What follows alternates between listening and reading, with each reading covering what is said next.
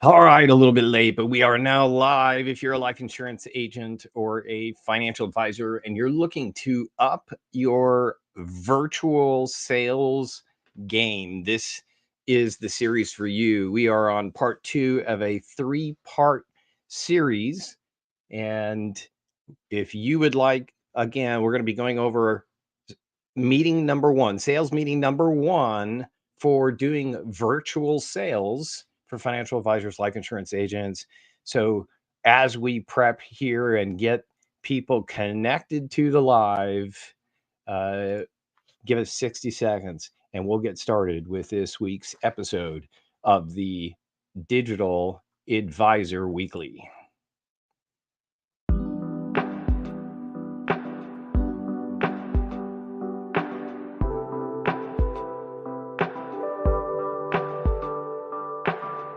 Part 2 of the 3-part series, the physical copy.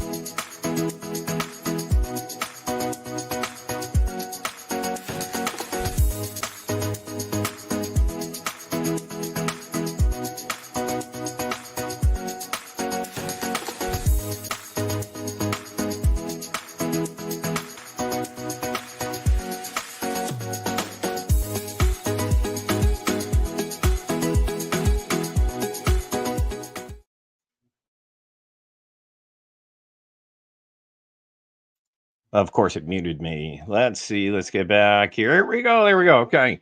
We're figuring this all out here. And if you would like to learn to live stream, we're going through the journey ourselves and looking for our financial advisors, as many as possible, to do it with us. Why? Because it does help you with your virtual sales so that you can do business anywhere you want in the world. And you could be traveling and still be hosting meetings, doing education and doing branding. And that's what we're doing here today. So again, this is a 2-part series. So this is sales meeting number 1. This is a pre-recorded workshop that we did last year, and we're sharing it with you free, and we're sharing it with you live. My name is Rob Souza with the digital marketing director with the Advisor Marketing Hub. We're going to jump right in because this one is about a half hour. So we want to jump in, make sure you get a chance to get all of this episode, or part 2 episode.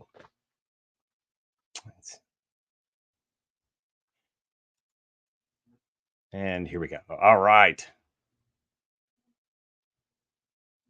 Welcome to part 2 of the 3-part series, the Virtual Advisor Masterclass. My name is Rob Souza, and we're going to be talking about appointment number 1. And in appointment or meeting number 1, here's the agenda that we're going to go over for the day. First, perfect your process.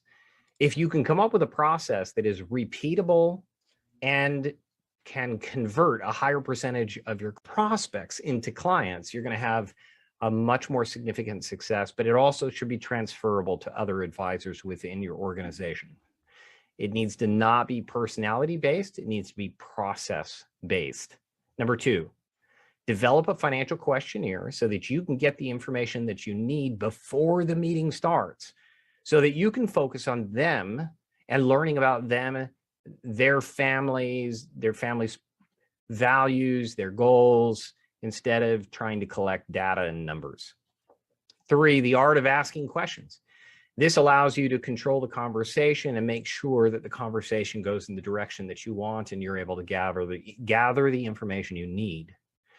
Number 4, this is where the rubber meets the road, and that's getting started. Getting started means, how do I start that meeting? and build engagement from the very beginning of that meeting. We'll talk about that, but we'll get into those recommended questions that you should be asking in order to direct the conversation and extract the information you need.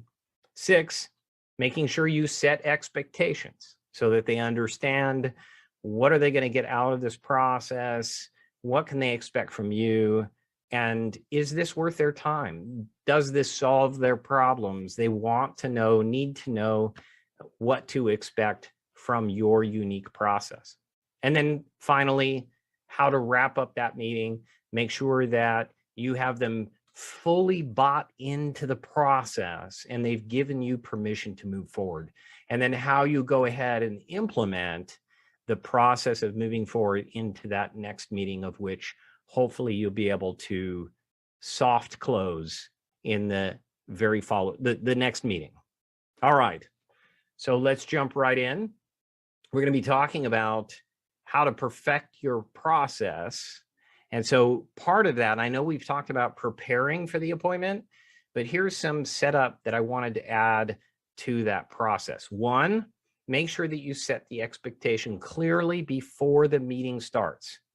Now, my recommendation, and I know my mentor's recommendation, Jason Jenkins, it's always, even though it's virtual, send an appointment package ahead of time. It's something tangible, it's physical, something that sits on the counter or on their office desk that's going to remind them. It should include a cover letter that reminds them of their appointment, how to log on to their appointment, and then also, and more importantly, it should include the financial questionnaire. Although you've given it to them in advance, it's including another copy just in case they misplaced it, to have a physical copy already printed out in their hands. You're making it as easy as possible for them to open that packet, grab a pen, start filling it out. So make sure you provide them an additional copy of the financial questionnaire, making this process easy as possible and talking about the importance of that financial questionnaire. If you'd like a copy of our packet that we send out at the end of this masterclass, I'll give you contact information at which you can reach out and I can give you a sample. And then number 2, phone call reminder. Make sure that you or someone in your office reaches out to them 24 hours in advance. And why? Because you can remind them of the importance of the questionnaire, because if we can get the financial data ahead of time, then we can focus on their specific story, their family, the family details, goals, and concerns. Then finally, ask them in that package they receive, ask them to check in early.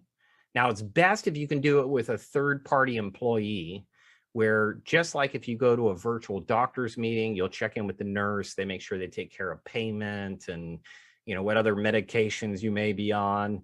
Have them log in early with a separate staff member who's going to make sure they collect the questionnaire and check their technology, make sure that their microphone, their camera, that they can log into Zoom. If they can't, what phone number can they call to get help to log in? All of that's very, very important at setting up a virtual advisor meeting. And remember, you only have one chance at a first impression. That's why we send these packets out. And it sets us apart from everyone else in the industry, because so few people do it, that it will make an impression on them. All right, so once we've done that, now we've set ourselves up for success. And let's, before we begin, talk about that financial questionnaire really quickly.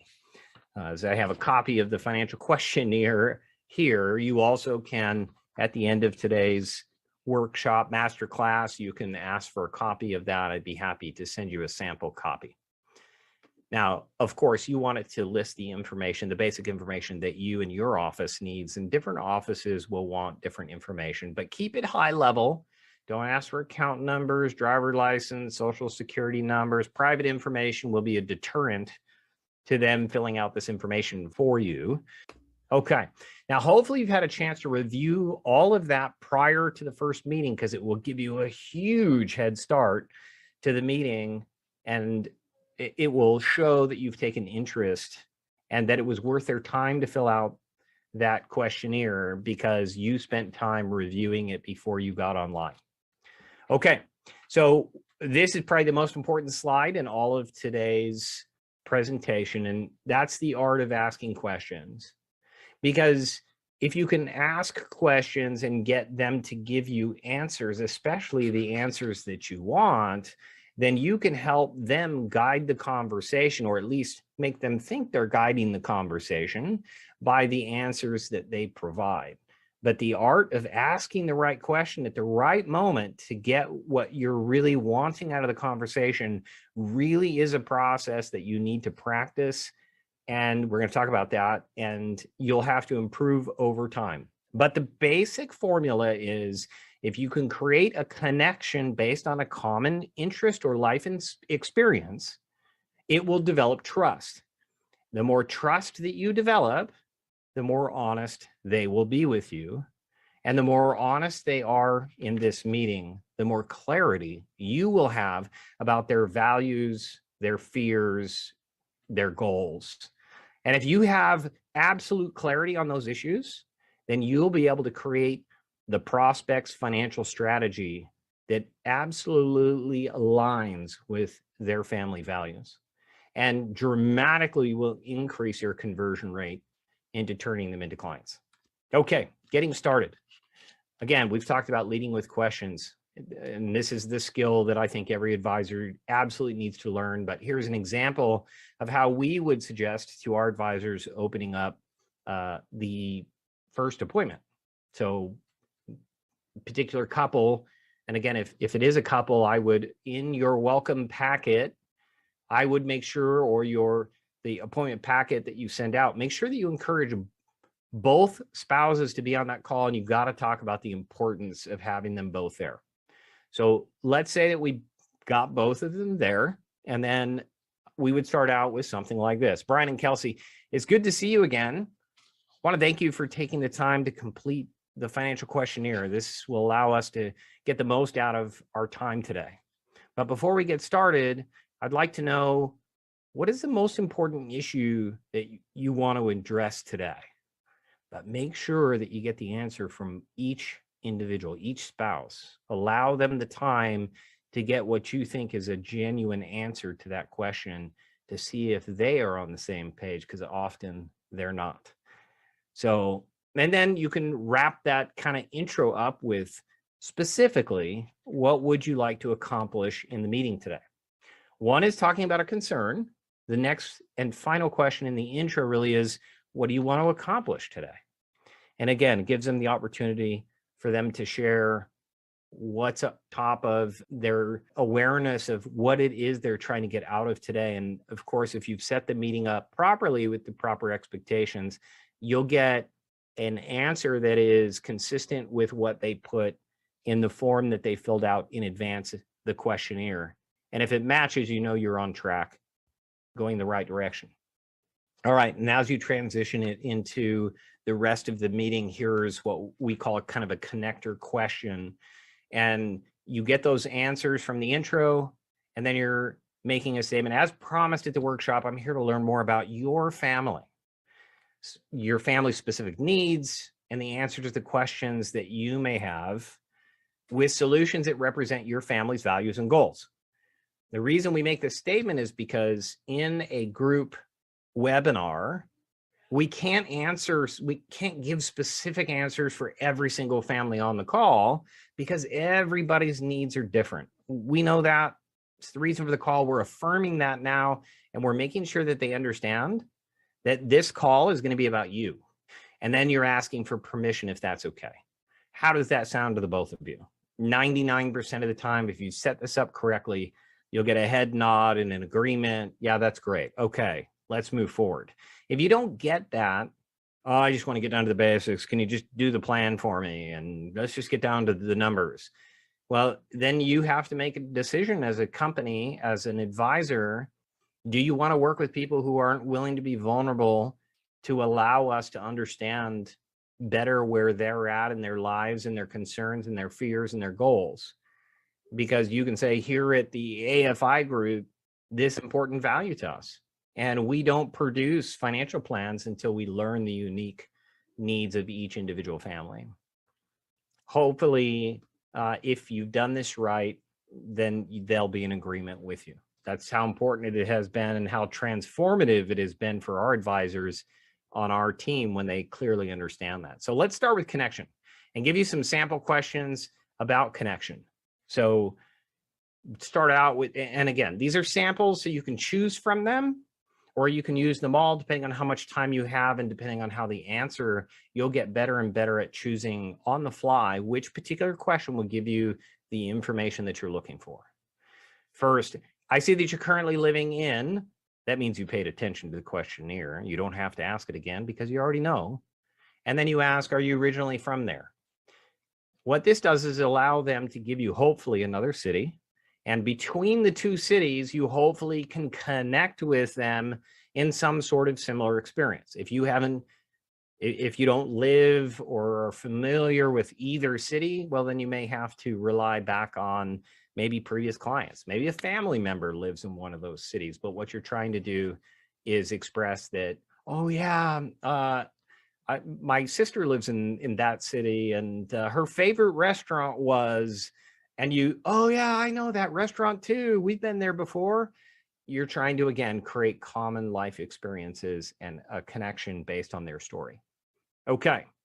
So next, what would you do, or what do you or did you do for a living? Again, this is asking somebody, just like when you're networking in a group, hey, what do you do for a living? It's an opening question that most of us ask, and allows you, again, to connect with them. Either you understand, know of a family member or of a client who you're friends with, that you can share some sort of connection, that you understand their career. So again, take personal interest in their story. That's what creates connection. 3, what do you like to do in your free time? So most of us can identify with this question on some level or another, and again, allows you to help them share when they express the favorite thing that they enjoy doing on weekends, and you let them talk about that and ask additional questions that show them that you're interested in learning more. Again, that'll create connection. The next one, what is the number one activity you'd want to do in retirement? Now, here's where you're transitioning into dream casting, and it's your job to cast that vision of, if you could do anything you wanted in retirement, what would it be? And if they give you some, oh, well, watch my favorite TV show, you got to dig deep and encourage them to give you more than that, because you know that there's so much more to what they dream of. A lot of people will shut that down because they want to be pragmatic or anticipate the worst. So get them to not be a pessimist. Try and encourage them to be an optimist and share with you a vulnerable dream about what they'd like to see if it was possible. And then 5, tell me about your family. Do you have grown children, grandchildren, nieces and nephews? I think this is absolutely necessary. Most of you probably already do it, but you want to have them express how they feel about their family members. You'd be surprised. We think that they're all going to have great, warm feelings about their family members, but some don't. Some want nothing to do with family members, and they're like, I want to make sure I spend every last dollar I have before I die so that they get nothing, which sometimes surprises me. But now that we've been doing this for so long and asking this question, you won't be surprised. Recommended questions to build trust. So if you've done the connection part correctly, this should be easy. Here's a question you can start with. Do you have any specific financial concerns for any of your family members? Because now you're talking about vulnerabilities. I just mentioned it before. They may have a family member they want to get nothing. They may have a family member with special needs that they want to get everything. And so it's important. They may have a parent who may outlive them, and they're concerned that they are their only fallback and provider for their long-term financial needs. So this is really an important question for you to shape that financial plan. Next, is there anyone other than your family that you're financially concerned for? Oftentimes, like in my particular case, my best friend at age 52 was diagnosed with pancreatic cancer. His kids were in elementary school, and he was extremely concerned about helping get them getting through college and marriage and into adulthood. And that was his greatest concern. My wife and I became their godparents, and we agreed that we would make sure that we were always there for them the way that he would be there for them. But those are vulnerable stories that if you can get to and get them to share with you, now you know that you're building trust. Now you know that they're willing to be honest with you. And it's a great opportunity to give them a chance to do that. Not everybody's going to be in that particular circumstance. There's other questions you can ask. Do you currently support any nonprofits, or do you plan to? This is a opportunity for them to share that maybe they give to faith-based organizations or organizations that are outside this country that providing for underprivileged across the world.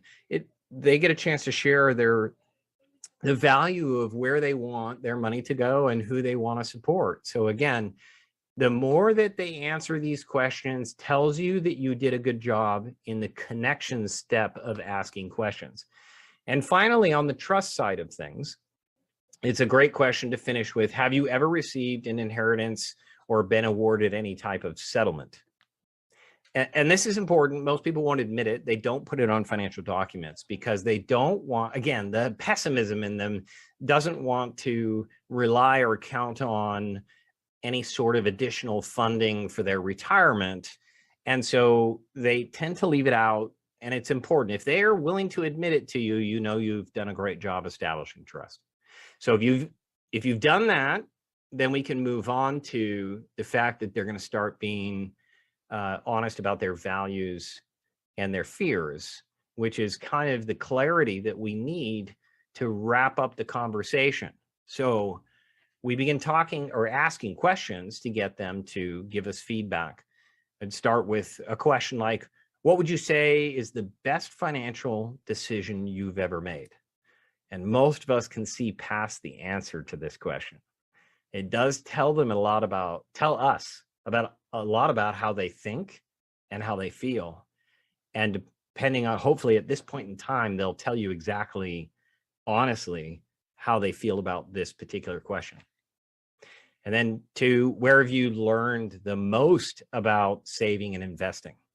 So this will give you a backdrop to where their opinion is coming from or their feelings are coming from about certain investments. They may have a parent who lost everything because of a variable life insurance product in the 90s that just went upside down, and they got taxed to death and had to sell their home. And so when they share a story like that with you, it may not be a good idea to lead their financial plan with any sort of cash value permanent life insurance. Just saying, it may be part of the plan down the road. It just may not be a good place to start with what they've just shared with you. All right. Another question. What are some of your financial goals? Now, we mark this as a must ask. Now, of course, they've already answered this in the questionnaire that they turned in. So here's a chance to see if you've done your job correctly, because if they answer consistent with what they put in the questionnaire, then it tells you something about their honesty and vulnerability. If they give you more information or something different from the questionnaire, then that tells you that you brought something deeper out of them through the process of asking questions. And good for you, because you're going to have a more accurate and authentic financial plan that you put together for them. Another must ask is, what are some of your financial concerns and or challenges? Let's see if they answer this the same way as the questionnaire. And that will tell you if you've brought up any further concerns or challenges based on the questions that you've had for them during this time that you guys have had together. Final must ask question. What do you want or expect out of the partnership with a financial advisor? Now, this is a tough one to ask because it's very poignant, and If they hesitate to answer this question, it tells you that maybe you haven't done a good enough job on the front end connecting and trust for them to be vulnerable. Some will outright tell you, and often this brings up that they've had a bad experience with a financial advisor, or they will confess to you what pieces are missing from an existing financial advisor that they have, and allows you to help them self-identify what's missing and what you can provide them.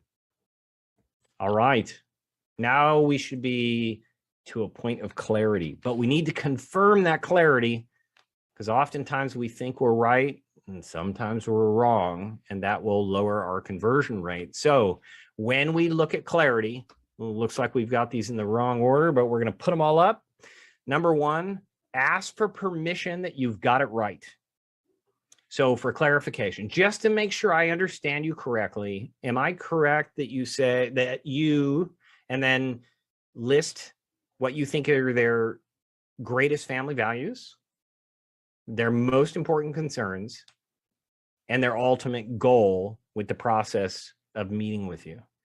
And if you can put that in one sentence and get agreement with them, then you have done a successful job at going through, leading them through this process, and you nailed it, that you authentically understand what their true purpose is for meeting with you. And if you can address that concern, there's a high probability they're going to become a client. And then you can kind of take it to the next step and get some commitment from them, and give them permission based on what you shared with me today. I believe we can help you. You seem to be an ideal fit for our firm because you are who we serve. And then again, you are who we serve. Well, we serve families who have your values, your concerns, and your goals. You can repeat them to make sure you've got it correct. And if they're in agreement and these are the type of people you serve, then they know they're in the right place, and they know that you understand them, and you have compassion, and that you also have solutions. And then 3, to get the buy-in, this is where you set up appointment number 2. This is extremely important. This is the pullback, because when salesmen or advisors press in for the sale, guess what happens? People press back, because it's our natural human nature to be defensive and put walls up when somebody presses in on us.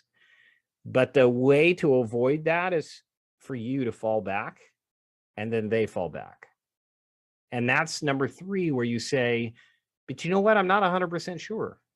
So here's what I'd like to do next. In order to be certain, I need to run a financial diagnostics. Now, this could be your own unique process. It doesn't matter what that diagnostics really entails. Each person, each advisor is going to be something uniquely different, and should be. So set expectations and make sure that you walk them through your proprietary process, whatever that diagnostics is. Number 1, this is an example, just explaining process.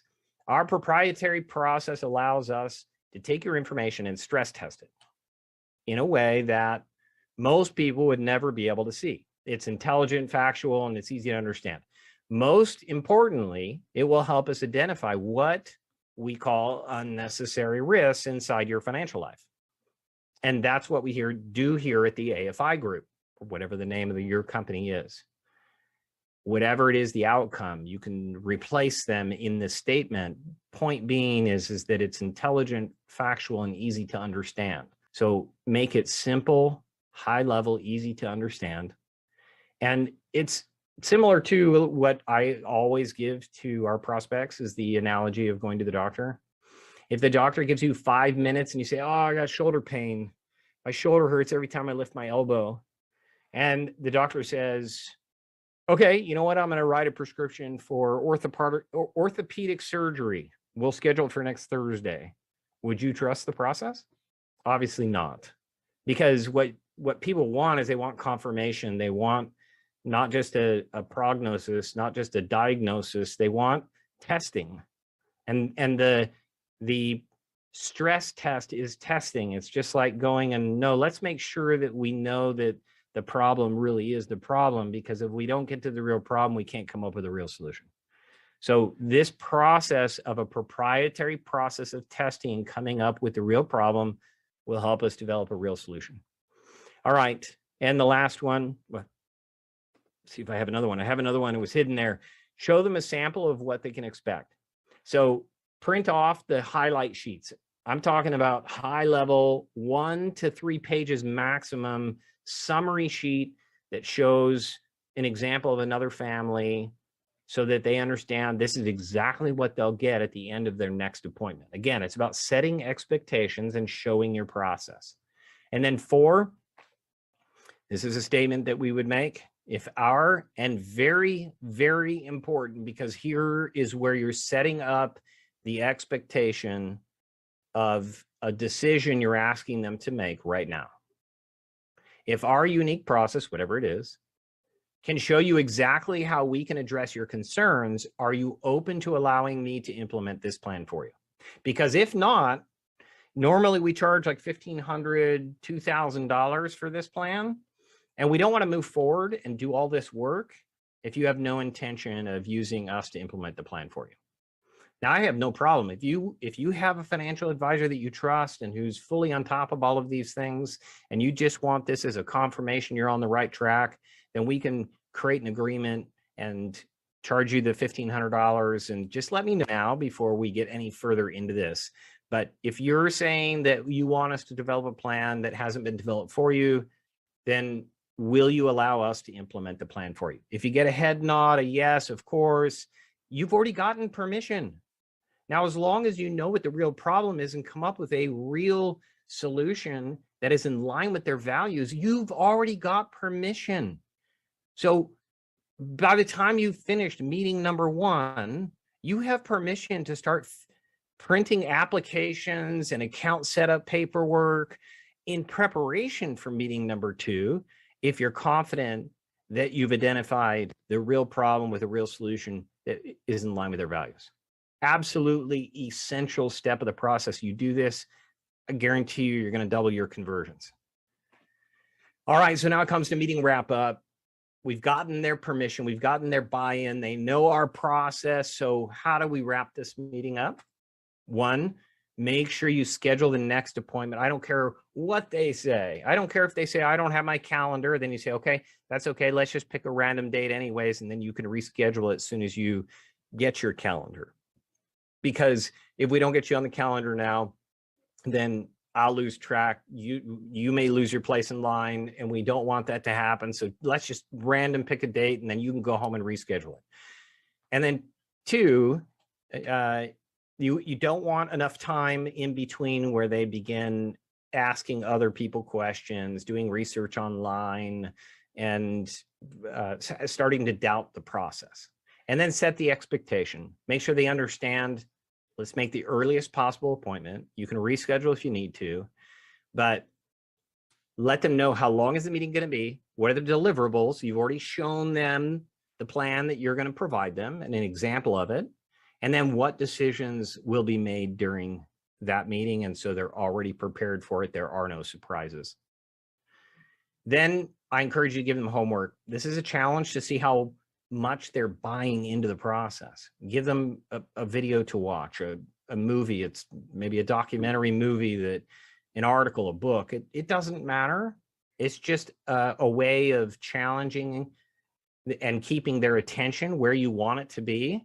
And then I encourage you to give them a new pad of paper with your logo on it, with a pen, and ask them to write down any question that crosses their mind between now and when we meet next, so that you can answer every single one of those questions or doubts or concerns that they may have in between the first appointment and the second appointment. If you do this right, you'll get them successfully, 99% successfully into that second appointment, and they're ready to go.